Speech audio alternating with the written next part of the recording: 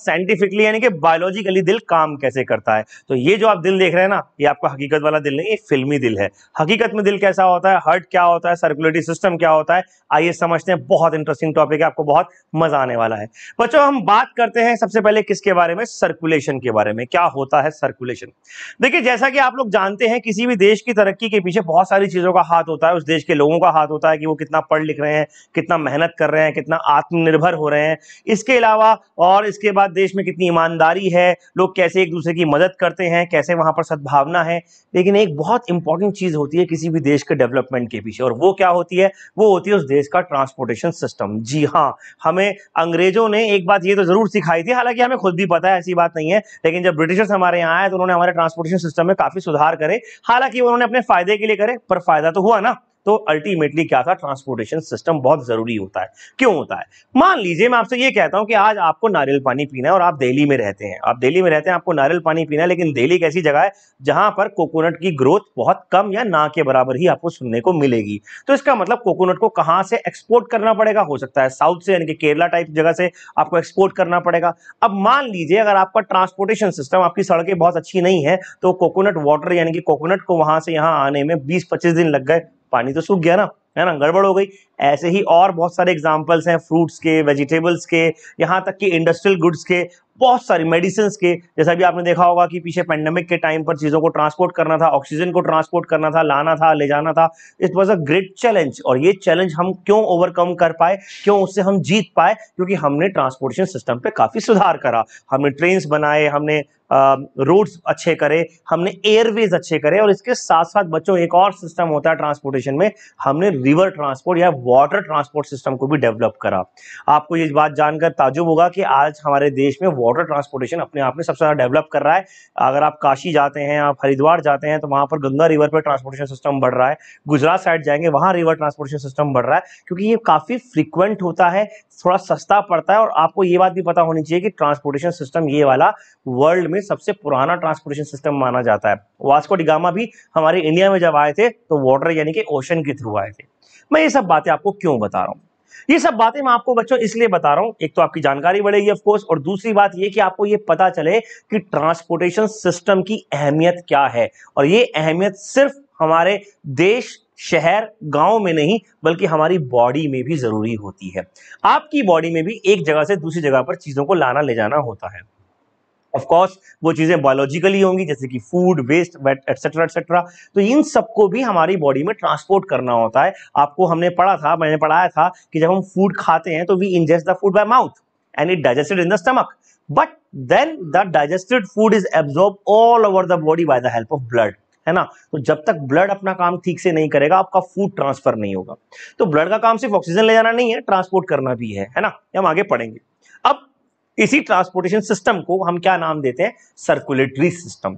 और इसके अंदर प्रेजेंट जो ऑर्गन्स इसमें मदद कर रहे हैं, वो सर्कुलेटरी सिस्टम का पार्ट बनते हैं। तो सर्कुलेशन क्या है?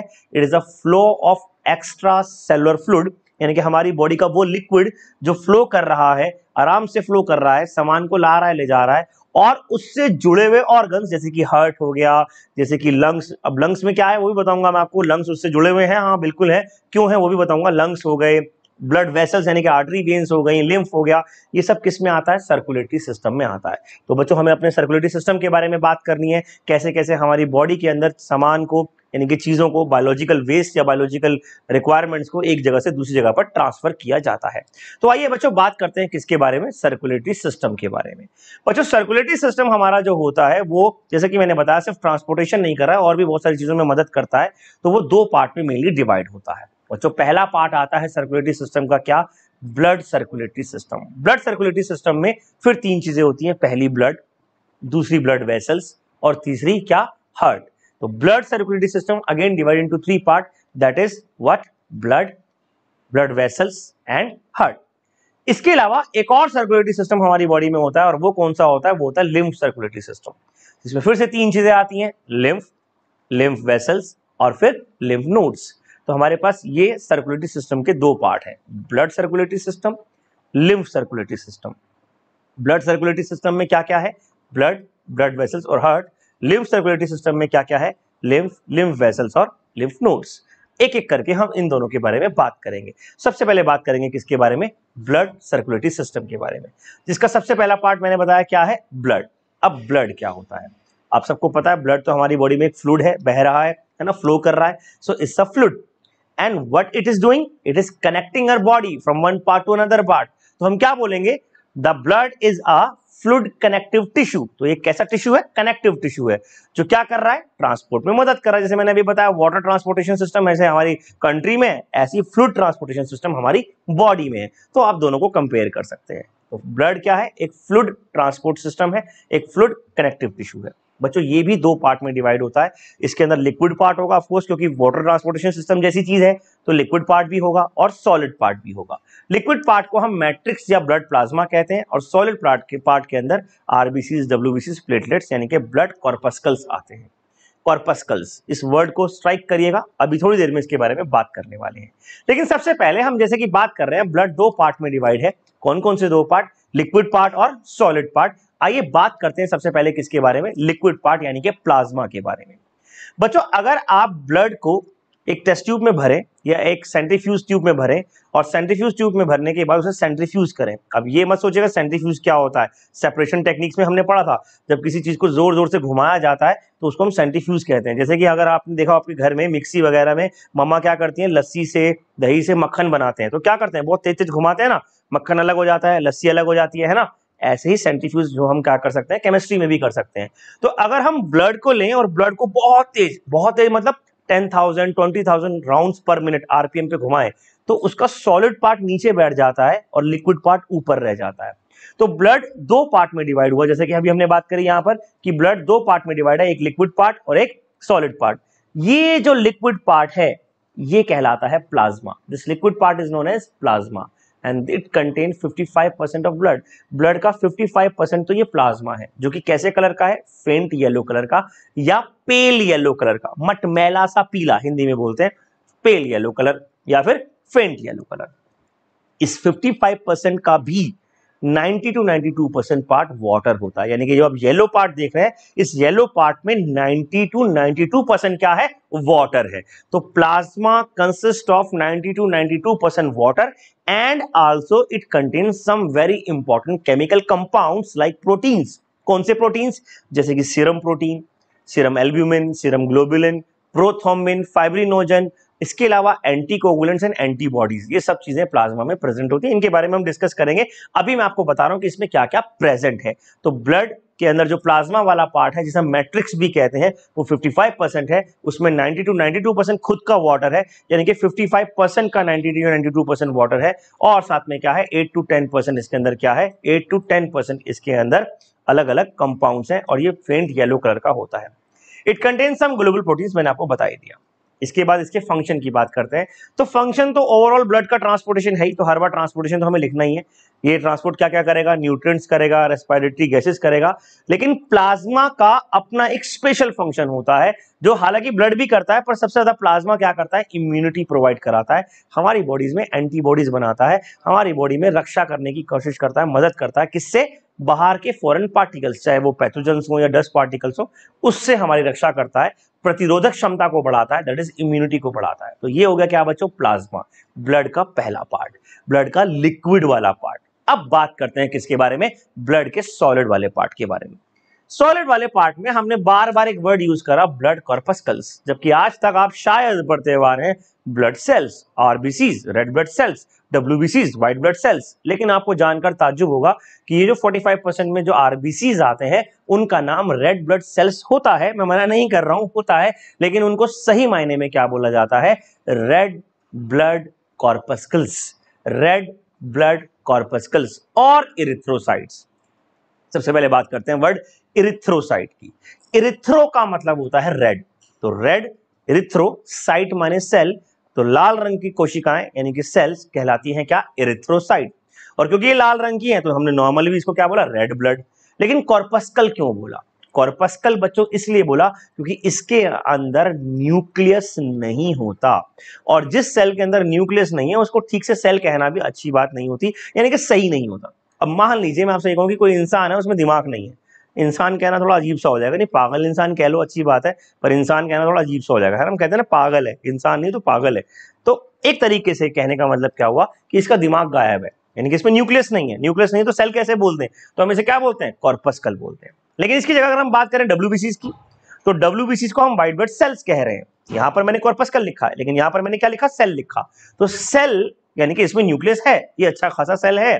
और ल्यूकोवर्ड आता है किसके लिए, व्हाइट के लिए। हम पहले भी पढ़ चुके हैं ल्यूकोवर्ड किसके लिए आता था, व्हाइट के लिए आता था। तो व्हाइट सेल्स यानी कि डब्ल्यूबीसीज, ये हो गया हमारे पास ल्यूकोसाइट्स। और फिर तीसरा पार्ट आता है बच्चों क्या, प्लेटलेट्स। प्लेटलेट्स की खास बात क्या है, ये सेल ही नहीं होते, ये बेसिकली इन दोनों सेल्स के यानी कि आरबीसीज और डब्ल्यूबीसीज के फ्रेगमेंट्स होते हैं, टूटे हुए हिस्से होते हैं। तो इनको हमें सेल कहना सही नहीं रहेगा, तो इन्हें हम सिंपली क्या बोलते हैं, प्लेटलेट्स। जैसे कोई प्लेट टूट जाती है ना, तो उसके टुकड़ों को क्या बोलेंगे, प्लेटलेट्स। तो इसका नाम क्या पड़ गया, प्लेटलेट। इसका एक और नाम है, इसका एक बायोलॉजिकल नेम है क्या, थ्रोम्बोसाइट्स। तो जो हमारी बॉडी में ब्लड है, ब्लड जिसको हमने प्लाज्मा और किस में डिवाइड करा, सॉलिड पार्ट में डिवाइड करा। तो प्लाज्मा कितना था, प्लाज्मा 55% था। लेकिन उसके बाद जो हमने ब्लड के कॉर्पसेस की बात करी, सेल्स की बात करी, तो उसमें आरबीसीज आए, डब्ल्यूबीसीज आए और प्लेटलेट्स आए। अब इनको भी अभी हमें डिटेल में पढ़ना है, ये इतना आसान नहीं है कि आप बस इतना लिख के आ जाएंगे काम चल जाएगा। अगर आप 5th 6th 7th क्लास में होते तो काम चल जाता, but you are in higher class now, 9th 10th में आ गए हैं, तो आपको अब ये क्या करना पड़ेगा, अच्छे से डिटेल में समझना पड़ेगा। बात करते हैं इनके बारे में, इनकी डिटेल्स के बारे में। एक कंपैरेटिव स्टडी मैंने आप लोगों को यहाँ पर दी है, एक इनका एक चार्ट बना के मैं आपके सामने लाया हूं ताकि आपको अच्छे से समझ में आए ये क्या है।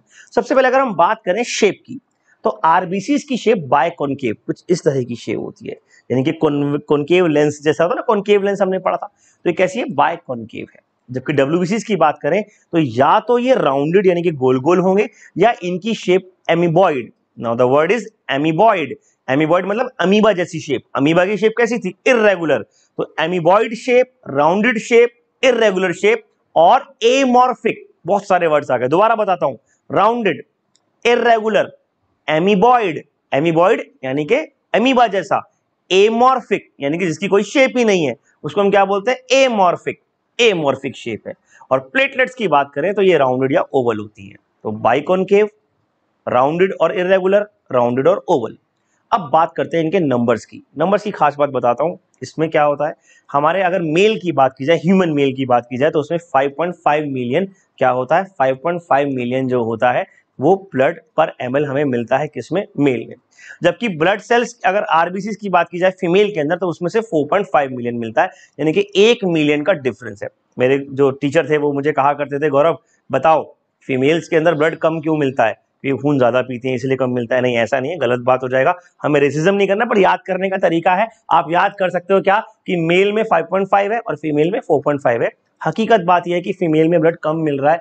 ब्लड कम क्यों मिल रहा है, एवोल्यूशन के दौरान कुछ ऐसा हुआ कि हम ये मान के चलते थे उस समय पर, आज से हजारों साल पहले हम ये मान के चलते थे जो मेल होते हैं उनको आउटसाइड वर्क यानी कि घर के बाहर के काम, यानी कि जैसे कि शिकार करना, खेती बाड़ी करना, मेहनत ज्यादा करना, ये वाले काम करने होते थे। फीमेल्स को हाउस होल्ड वर्क देखने होते थे। तो मेल को भागना पड़ता था शिकार करने के लिए, भागना पड़ता था, शिकार के पीछे भागना पड़ता था और जंगली जानवरों से बचना पड़ता था, तो उनको बहुत सारे ऐसे काम करने पड़ते थे। अब जब वो भागते थे, शिकार करते थे, तो उनको ऑक्सीजन की जरूरत ज्यादा पड़ती थी, तो डेवलप क्या हो गया, ब्लड सेल ज्यादा डेवलप हो गए। पर इसका ये मतलब नहीं है कि यहाँ पर ब्लड सेल ज्यादा हो गए तो कुछ ज्यादा हैवी हो गए, नहीं, ऐसा कुछ नहीं है, बराबर है, सब काम बढ़िया चल रहा है। तो इस तरीके से होता है, ठीक। एनी हाउ, मतलब मैं कोई इसमें रेसिज्म नहीं कर रहा हूँ मेल फीमेल के बीच में, I am just giving the explanation कि why it happens in the evolution. आज की डेट में अगर आप देखोगे तो मेल फीमेल में लगभग बराबर मिलते हैं, लेकिन एवोल्यूशन में क्योंकि ये चेंज आ गया तो वो चेंज है ही है, ठीक है। डब्ल्यूबीसीज की बात करें तो ये बराबर होते हैं, 8000 to 11000 होते हैं, किसके अंदर, दोनों मेल और फीमेल के अंदर। और अगर हम बात करें प्लेटलेट्स की, तो ये कम से कम 1.5 से 4.5 लाख होने चाहिए। अगर प्लेटलेट काउंट कम हो गया तो आपको बीपी, हार्ट अटैक, इन सब की प्रॉब्लम बढ़ जाती है। बात करते हैं कलर की, तो हमें पहले से ही पता है कि जो आरबीसीज है उनका कलर कैसा है, उनका कलर रेड है। रेड कलर होना मतलब किसकी वजह से, एक पिगमेंट होता है हीमोग्लोबिन, एक आयरन कंटेनिंग पिगमेंट है। हमने पिगमेंट की बात करी थी कहां पर, पहले क्लोरोफिल में करी थी। क्लोरोफिल जो हमने पढ़ा था कहां, प्लांट्स में पढ़ा था, फोटोसिंथेसिस के दौरान। Chlorophyll is a green colour pigment, जो प्लांट्स को ग्रीन कलर देता है। हरा रंग पेड़ पौधों की पत्तियों का क्यों दिखाई देता है, क्लोरोफिल की वजह से। यहां पर क्यों है, क्योंकि रेड कलर किसकी वजह से, हीमोग्लोबिन, जो कि रेड कलर का पिगमेंट है हमारे ब्लड सेल्स के अंदर। और डब्ल्यूबीसीज क्योंकि ल्यूकोसाइट्स हैं। अब इसमें एक दिमाग में क्वेश्चन आता है कि सर डब्ल्यूबीसीज तो व्हाइट होनी चाहिए ना, आपने कलरलेस क्यों लिखा है। असल में केमिस्ट्री और बायोलॉजी के अंदर व्हाइट और कलरलेस एक ही बात होती है, चल जाता है। व्हाइट मतलब ट्रांसपेरेंट हो गया, कलरलेस मतलब ट्रांसपेरेंट हो गया, व्हाइट कलर का हो गया, ठीक है। और प्लेटलेट्स भी कैसी होती है, कलरलेस यानी कि ट्रांसपेरेंट या व्हाइट कलर की होती है। अच्छा, एक मैं आपको फन फैक्ट बताता हूँ। फन फैक्ट कैसा है, मतलब कि आरबीसी, अगर आपसे कोई पूछे what is the colour of RBC, what is the colour of RBC, RBCs नहीं, यानी कि बहुत सारी आरबीसी नहीं, एक अकेली सिंगल रेड ब्लड सेल का कलर क्या होगा। आप कहोगे सर कैसी बात करो, रेड ब्लड सेल तो रेड कलर की होगी।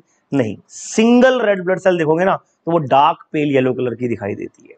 क्यों, हम पढ़ेंगे फिजिक्स में जब हम टोटल इंटरनल रिफ्लेक्शन पढ़ेंगे, पर अभी फिलहाल वो डार्क पेल येलो कलर की दिखाई देती है। लेकिन आपके लिए, आप जब बोर्ड एग्जाम्स में आंसर देंगे तो अभी रेड ही मान के चलेगा, वो एक थोड़ा सा हायर लेवल की बात हो जाएगी। आपके लिए आरबीसी हमेशा रेड कलर की है। स्ट्रक्चर जैसे कि हमने बात करी थी अभी, बाइकॉनकेव होता है। बाइकॉनकेव तो होता ही होता है, लेकिन इनके अंदर क्या नहीं होता, at maturity they lose the cell organelles, cell organelles खत्म हो जाते हैं, न्यूक्लियस भी खत्म हो जाता है, ठीक है। यहाँ पर ऐसा नहीं है, they contain their cell organelles, और क्योंकि ये तो बेचारे सेल ही नहीं है प्लेटलेट्स, तो इनमें कुछ वैसे ही नहीं मिलता। अब बात आती है लाइफ स्पैन की। एक सिंगल आरबीसी सेल 120 डेज तक जिंदा रह सकता है और एक डब्ल्यूबीसी 1 to 7 डेज तक। देखिए डब्ल्यूबीसी में एक विरोधाभास, एक पैराडॉक्स है, वो क्या है कि हम बोलते हैं 1 to 7 डेज, ये नेचुरली कंडीशन में है, लेकिन कुछ डब्ल्यूबीसी ऐसे भी पाए जाते हैं जो कई सालों तक जिंदा रह सकते हैं। जैसे कि आपकी बॉडी में एंटीबॉडीज बन रहे हैं, वो कई सालों तक जिंदा रह सकते हैं। डब्ल्यूबीसी कुछ कुछ होते हैं, सारे नहीं पर कुछ कुछ, लेकिन इनका जनरल लाइफ स्पैन कितना होता है, 1 to 7 डेज, और प्लेटलेट्स का 2 to 5 डेज। आप बोलोगे सर प्लेटलेट्स तो वैसे ही जिंदा नहीं होते, वो तो आपने बताया टुकड़े होते हैं, तो फिर 2 to 5 डेज का क्या मतलब है, मतलब ये कि वो काम कितना कर सकते हैं, 2 से 5 दिन तक काम करेंगे, उसके बाद काम करने लायक भी नहीं रहेंगे। तो इस तरीके से इनका लाइफ स्पैन हुआ। सबसे ज्यादा लाइफ स्पैन किसका हुआ, आरबीसी का, फिर डब्ल्यूबीसी का, और सबसे कम किसका है, प्लेटलेट्स का। इसके बाद बात करेंगे फंक्शंस की, तो मेन फंक्शन बता रहा हूं, उसके बाद हम डिटेल में भी पढ़ेंगे। मेन फंक्शन जो आरबीसी के हैं वो क्या है, it helps in transportation of oxygen, carbon dioxide, किसकी मदद से, हीमोग्लोबिन की मदद से। और डब्ल्यूबीसी क्या करते हैं, they act as soldiers of the body, यानी कि एंटीबॉडी प्रोवाइड कराएंगे, यानी कि बॉडी के अंदर प्रतिरोधक क्षमता बढ़ाएंगे, इम्यूनिटी बढ़ाएंगे, जैसे प्लाज्मा बढ़ा रहा था। और प्लेटलेट का सबसे इंपॉर्टेंट काम होता है बच्चों ब्लड क्लोटिंग का। अगर हमें चोट लग जाती है, हमें कट लग जाता है, हमारा खून बह रहा होता है, वो खून बहना बंद कब होगा, जब ब्लड क्लॉट हो जाएगा, यानी कि पपड़ी जम जाएगी। और वो काम कौन करते हैं, ये प्लेटलेट्स। तो अगर आपकी बॉडी में प्लेटलेट्स कम है, अगर आपकी बॉडी में प्लेटलेट काम नहीं कर रहे हैं ठीक से या कम हो गए हैं, तो कोगुलेशन कम हो जाएगा या क्लोटिंग कम हो जाएगी। और क्लोटिंग कम हो गई, भगवान ना करे आपको चोट लग गई, तो खून बहता रहेगा और दिक्कत हो जाएगी। बच्चों इसके पीछे और भी बहुत सारे कारण होते हैं। कई बार लोगों को खून जमता नहीं है, जैसे हीमोफीलिया एक डिजीज होती है, उसमें भी क्या होता है, ब्लड बहता रहता है और वो फिर ठीक से जो है ब्लड जो है वो जमता नहीं है, तो दिक्कत हो जाती है। हीमोफीलिया जो थी वो सबसे पहले पाई गई थी क्वीन एलिजाबेथ ऑफ इंग्लैंड, जो ब्रिटिश की महारानी, ब्रिटेन की महारानी है, उनमें पाई गई थी। इसीलिए हीमोफीलिया को रॉयल डिजीज ऑफ इंग्लैंड भी कहा जाता है। पर वो हम जेनेटिक्स चैप्टर में पढ़ेंगे डिटेल में, वहां मजा आएगा उसको पढ़ने में, काफी अच्छी नॉलेज मिलेगी आपको। डिजीज अच्छी नहीं है, नॉलेज अच्छी मिलेगी, इसलिए मैंने नॉलेज वर्ड यूज करा, तो वहां पर हम इसके बारे में पढ़ेंगे। तो बच्चों ये क्या है, ये कंपैरिजन है किसके बीच में, आरबीसी, डब्ल्यूबीसी और प्लेटलेट्स, जो कि क्या है, जो कि ब्लड के सॉलिड कंपोनेंट्स के बारे में हमने बात करी। डब्ल्यूबीसीज के बारे में मैं आपको थोड़ी सी जानकारी और देना चाहता हूं। डब्ल्यूबीसीज अपने आप में बहुत डिटेल में अलग तरह के स्ट्रक्चर्स हैं। डब्ल्यूबीसी कोई एक तरह का सेल नहीं होता, डब्ल्यूबीसीज भी अलग अलग तरह के सेल्स होते हैं। तो जैसे कि आप ये चार्ट देख पा रहे हैं, इसमें मैंने आपको डब्ल्यूबीसी जो बता रहा हूं वो 2 पार्ट में डिवाइड कर रहा हूं, एक ग्रैनुलर और एक नॉन ग्रैनुलर। अब पहले ग्रैन्यूल्स का मतलब समझते हैं। चलो मैं आपको एक छोटा सा एग्जाम्पल देता हूं, बैंगन, टमाटर, केला, बैंगन, टमाटर, केला, अमरूद, चार फ्रूट्स दे रहा हूं, ठीक है। खाने नहीं है, देखने हैं। क्या देखना है, इन चारों में क्या कॉमन है। अब ये मत कहना कि सर चारों खा सकते हैं, चारों पेड़ों पे उगते हैं, वो हमें भी पता है। स्ट्रक्चर में क्या कॉमन है, बैंगन, अमरूद, टमाटर, केले में तुम्हें दिखेंगे नहीं, पर चलो बैंगन, अमरूद, टमाटर, इन तीनों में सर दाने होते हैं, है ना, छोटे छोटे दाने होते हैं। अमरूद में भी दाने होते हैं, टमाटर में भी दाने होते हैं, बैंगन में भी दाने होते हैं। ऐसे छोटे छोटे दानों को ग्रेन्यूल्स कहा जाता है। ये तो बहुत बड़े हो गए, सेल के अंदर और भी छोटे होते हैं। तो ऐसे डब्ल्यूबीसी जिनमें दाने होते हैं उन्हें हम ग्रेनुलर डब्ल्यूबीसी कहते हैं, और जिनमें ये दाने यानी कि छोटे छोटे गोल गोल पार्टिकल्स नहीं होते, ग्लोब्यूल्स नहीं होते, ग्रेन्यूल्स नहीं होते, उनको हम नॉन ग्रेनुलर डब्ल्यूबीसी कहते हैं। ग्रेनुलर डब्ल्यूबीसी के अंदर जो न्यूक्लियस होता है ज्यादातर वो अलग अलग लोब्स में डिवाइड होता है। डायग्राम थोड़ा छोटा है पर ध्यान से देखेंगे, ये एक ही न्यूक्लियस है जो 3 गांठें सी बनी हुई है, 3 लोब्स बने हुए हैं, तो ये लोब्स में डिवाइड है एक ही न्यूक्लियस। ये आप कह सकते हो। खैर, WBCs जो ग्रेन्युलर होते हैं ये फिर 3 तरह के होते हैं। कौन कौन से? Neutrophil, eosinophil, basophil.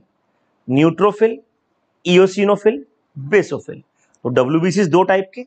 पहला ग्रेनुलर, ग्रेनुलर के 3 type, neutrophil, eosinophil, basophil. Eosinophil की बात करते हैं। इओसिनोफिल जो होते हैं इनका न्यूक्लियस 3 से 4 लोब का, इनकी गांठें बनी होती हैं। ग्रेन्यूल तो है ही है, साइटोप्लाज्म तो है ही है। सबसे मेन बात, इनको न्यूट्रोफिल कहा क्यों गया, इनका नाम न्यूट्रोफिल क्यों पड़ा? असल में जब हम ब्लड की स्टडी कर रहे थे तो हम ब्लड को माइक्रोस्कोप में चेक करते थे। चेक करने के लिए हमें क्या करना पड़ता है, किसी भी सेल को स्टडी करने के लिए क्या करते हैं, उसकी स्टेनिंग करते हैं। हमने स्टेनिंग टेक्निक्स पढ़ी थी कि हम उसके ऊपर एक कलर चढ़ा देते हैं। अब वो कलर किस चीज का चढ़ेगा? डाई का चढ़ेगा, डाइज होती है। अगर हम न्यूट्रल डाई से कलर कर रहे हैं या किसी सेल पे न्यूट्रल डाई का कलर चढ़ रहा है तो इसीलिए वो न्यूट्रोफिल कहलाता है। और यहां पर बेसो आ रहा है ना, तो बेसिक हो गया। तीसरा बचा हुआ एसिडिक हो गया, तो याद हो गया, है ना, आसान काम। तो ये हो गया। बनते कहां पर है? हमने बात की पूरे का पूरा ब्लड कहां बनेगा, सारा का सारा ब्लड ही हमारा बोन मैरो में बनता है। बोन मैरो क्या है? बोन मैरो हमारी लॉन्ग बोन्स होती है, हाथ पैरों की लॉन्ग बोन्स होती है। लॉन्ग बोन्स के अंदर एक लिक्विड होता है जिसे हम बोन मैरो कहते हैं, ठीक है। तो हम क्या कहते हैं? बोन मैरो कहते हैं। तो बोन मैरो में ये WBCs बनते हैं। फिर आता है इओसिनोफिल। अच्छा, न्यूट्रोफिल कितना परसेंट है? 62% के आसपास। इओसिनोफिल की बात करी जाए तो ये 2 to 3% है। कितना परसेंट है? 2 to 3% है पूरे WBCs का, पूरे WBCs का 2 to 3% है। ये कैसे होते हैं? इनका न्यूक्लियस 2 लोब का होता है, यानी कि न्यूट्रोफिल में लोब 3 या 4 हो गए, इओसिनोफिल में 2 हो गए, इओसिनोफिल में 2 हो गए। ये आपको लर्न करने हैं सारी चीजें। देखो इसमें आपको लर्न तो करना पड़ेगा, एंड लर्न करने का टेक्निक क्या है? लिख लिख के लर्न करना है, ठीक है। खैर, तो ये 2 लोब हो गए, न्यूक्लियस 2 लोब का। साइटोप्लाज्म में ग्रेन्यूल्स होते हैं, लार्ज ग्रेन्यूल्स होते हैं। और ये कैसी डाई से डाई होंगे? एसिडिक डाई से डाई होंगे। और एक एसिडिक डाई होती है, रेड से कलर की होती है, ऑरेंजिश कलर की होती है या रेड कलर की होती है, उसका नाम होता है इओसिन डाई। क्या नाम होता है? Eosin die. इन डाइज का बच्चों में तुम्हें एक बहुत बढ़िया बात बताता हूं। तुम लोगों ने शायद ही देखे हों ऐसे लोग, लेकिन तुम्हारे पेरेंट्स ने शायद जरूर देखे होंगे, जहां तक मुझे लगता है। अगर आप ग्रैंड पेरेंट्स की बात करें तो पक्का देखे होंगे। कुछ तरह के डॉक्टर्स होते थे, इन डॉक्टर्स को बोला जाता था जर्राहा। जर्राहा ये एक तरह का उर्दू या अरेबिक वर्ड है, जर्राहा। ये क्या करते थे? ये कुछ अलग अलग कलर की चीजें हमारी चोटों पे लगाते थे, उन्हें ठीक करते थे। आज भी कुछ जर्राहा कुछ कुछ एरियाज में इंडिया में मिल जाते हैं। वो जो कलरफुल कंपाउंड लगाते हैं ना, वो कलरफुल कंपाउंड ये डाइज होती है। इन डाइज की खास बात क्या होती है? Acidic dye, eosin, basic dye, methylene blue, इनकी खास बात क्या होती है? इनमें एंटीसेप्टिक प्रॉपर्टीज होती है। तो जरा ये डाइज यूज करा करते थे, और हमने ये डाइज कहां यूज करी? सेल्स को पढ़ने के लिए, ठीक है। आप पूछना कभी अपने पेरेंट्स या ग्रैंड पेरेंट्स से, द वर्ड इज जर्राहा। अगर मैं ठीक प्रोनाउंस कर रहा हूं तो, मुझे एग्जैक्टली खुद भी इतना याद नहीं है, हालांकि मैं देखा हुआ है, मैंने 1-2 बार, मैं वहां गया भी हूं। तो जरा ही बोलते हैं उनको शायद, है ना? जरा ही बोलते हैं ना सर? हाँ बिल्कुल, जरा ही बोलते हैं शायद, ठीक है। खैर, कोई बात नहीं। अब हम बात कर रहे हैं किसके बारे में? हम बात कर रहे हैं इनके इओसिनोफिल के न्यूक्लियस के बारे में। तो इओसिनोफिल में 2 लोब्स होते हैं, जबकि अगर हम न्यूट्रोफिल की बात करें तो 3 या 4 लोब थे। ये रेड कलर की डाई से डाई होंगे। हाँ, एक बात और, जो न्यूट्रोफिल थे ये फैगोसिटिक थे, यानी कि खा जाते थे। किसको? बैक्टीरिया वायरस जो मिलेगा खा जाएंगे और उसी से हमारी रक्षा करेंगे। तो ये बैक्टीरिया वायरस को खा जाते थे। जबकि अगर हम बात करें इओसिनोफिल की, तो ये भी क्या करते हैं? खा जाते हैं, एनगल्फ कर लेते हैं। एनगल्फ तो कर ही लेते हैं, साथ साथ ये क्या करते हैं? साथ साथ ये एंटीबॉडीज भी जनरेट करने में मदद करते हैं। यानी कि अगर खुद नहीं खा पा रहे तो अपने अंदर से कुछ चीजें निकालेंगे जो जाके उस बैक्टीरिया या वायरस को मार देगा। अब आती है बेसोफिल की बात। तो बेसोफिल बेसिक डाई से होगा, और बेसिक डाई होती है हमारे पास एक मिथाइलिन ब्लू। क्या नाम है इसका? Methylene blue. तो ऑफकोर्स ये कैसे कलर से डाई होंगे? ब्लू कलर से। न्यूट्रल्स, न्यूट्रल डाई हो गई, न्यूट्रल डाई ग्रीन हो सकती है, कुछ भी हो सकती है। बेसिक डाई ब्लू हो गई, और इओसिन जो थे वो रेड कलर की डाई थी, एसिडिक हो गई। अब बात करते हैं बेसोफिल के फंक्शन की। तो ये क्या करते हैं? खाते नहीं है, ये कुछ केमिकल सिक्रीट करते हैं हमारे ब्लड में, और वहां जाकर ये क्या करते हैं? वहां जाकर ये बैक्टीरिया वायरस को मारते हैं।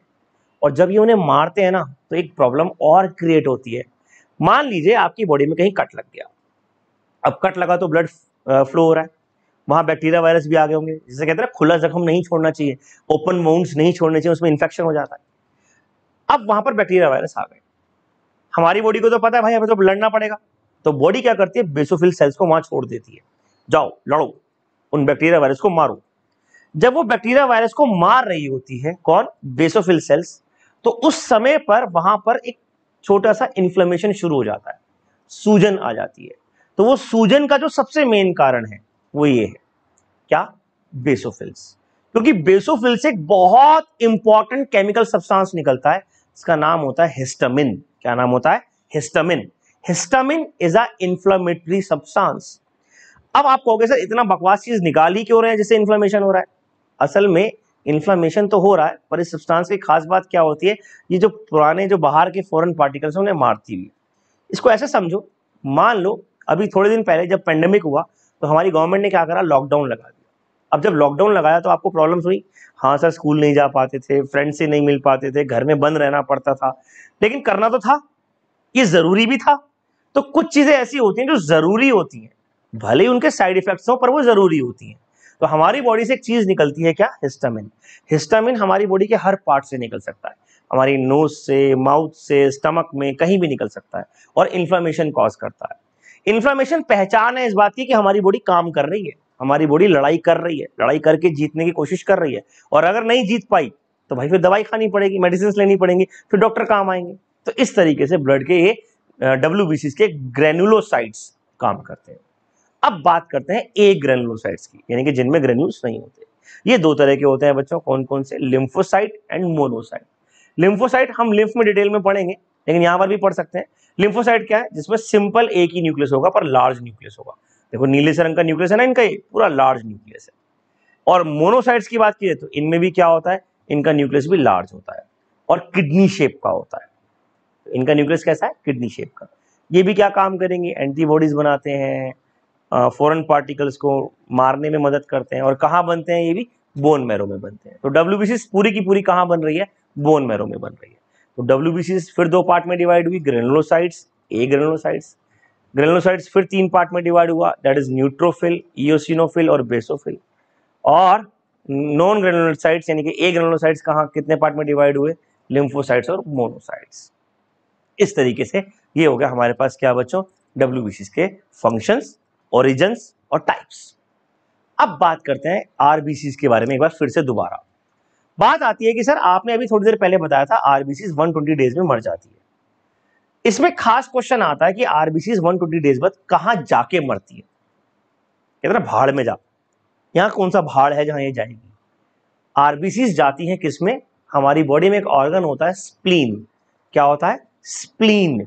Spleen is known as graveyard of RBCs, यानी कि RBCs का कब्रिस्तान, वहां जाकर ये खत्म हो जाती है।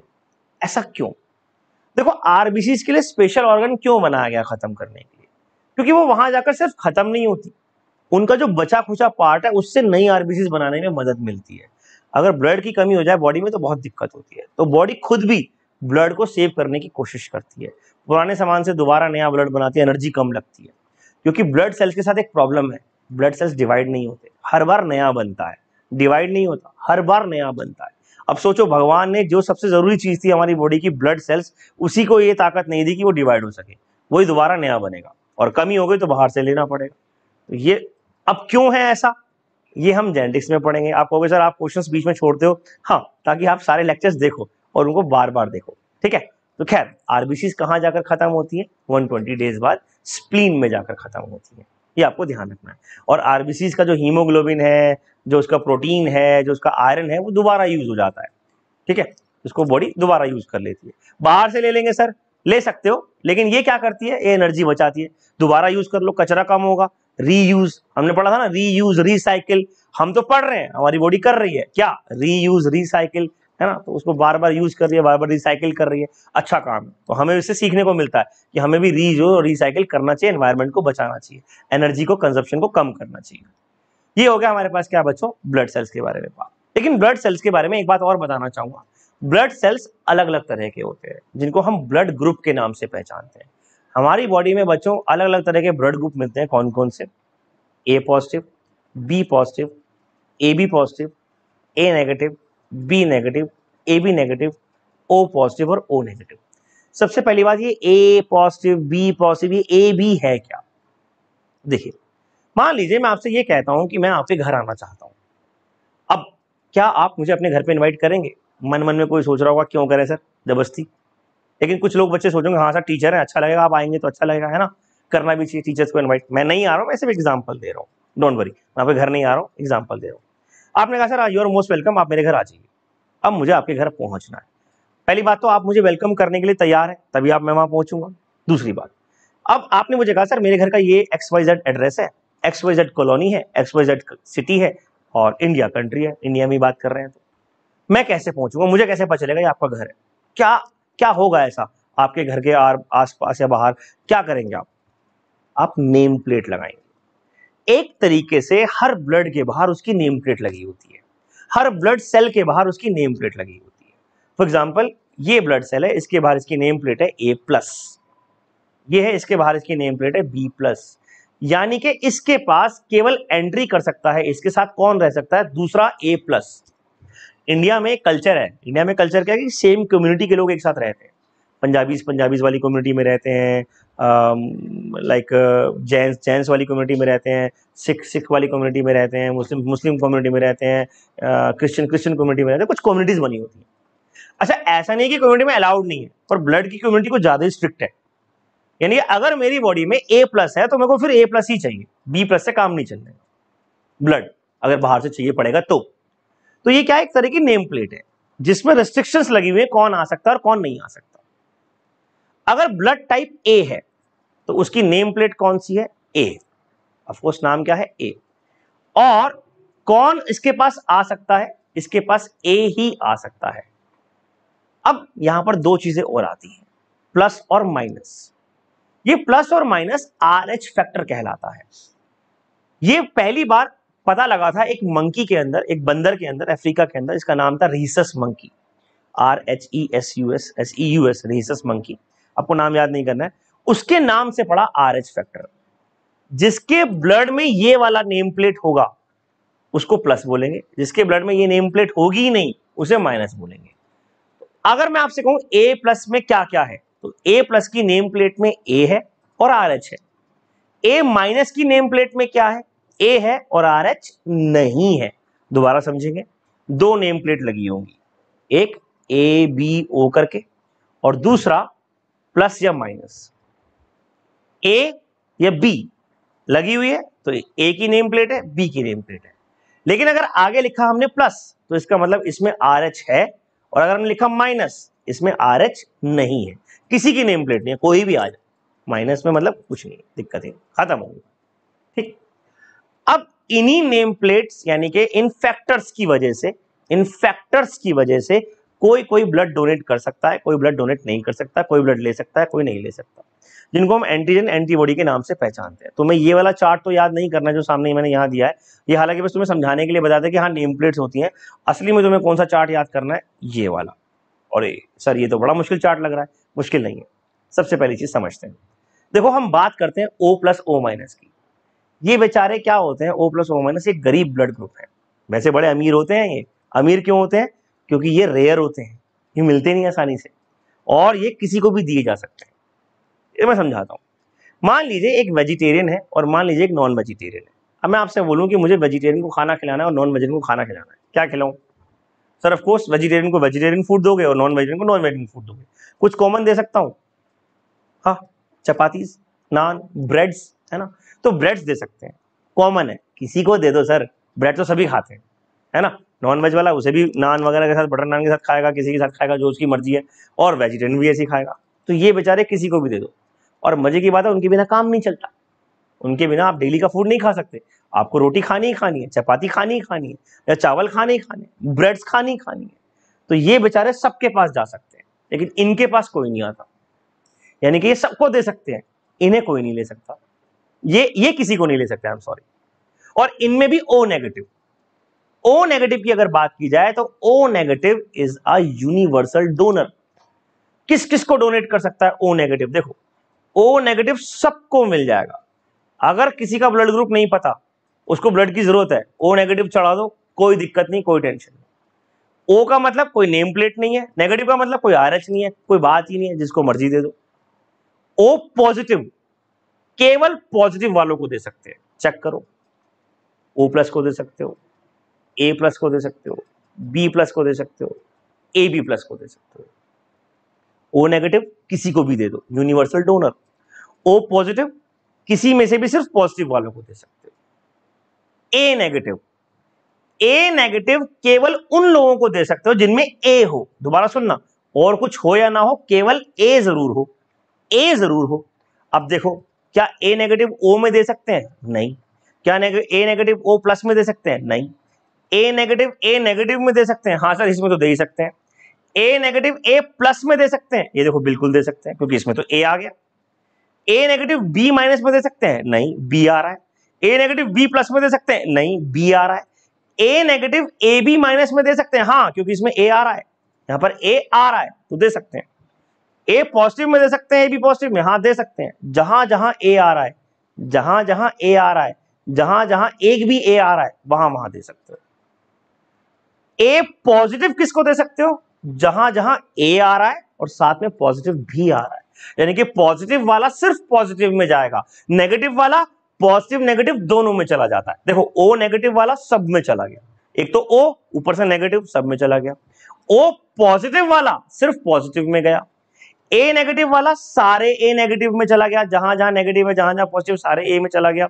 लेकिन ए पॉजिटिव वाला केवल ए पॉजिटिव और A B positive, A positive और ए बी पॉजिटिव में जाएगा। अब बी नेगेटिव की बात करते हैं, तो ये किस में जाएगा? जहां जहां बी आ रहा हो सब में चला जाएगा, बी नेगेटिव में चला जाएगा, बी पॉजिटिव में चला जाएगा, ए बी नेगेटिव में एक बी आ ही रहा है, चला जाएगा, ए बी पॉजिटिव चला जाएगा।